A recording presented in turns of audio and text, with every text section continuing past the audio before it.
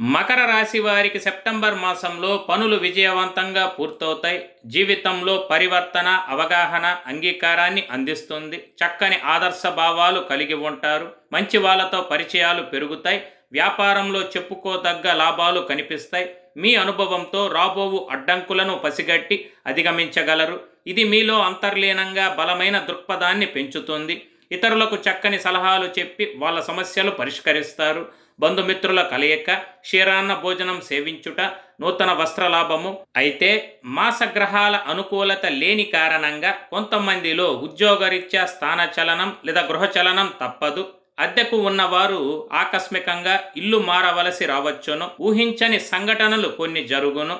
స్త్రీ విరోధాలు, భార్యకు ఆరోగ్య భంగం. కావున శనివారం నాడు శ్రీ విష్ణు సహస్రనామ పారాయణం చేసిన మీకు సర్వదా శ్రేయస్కరం, శుభప్రదం.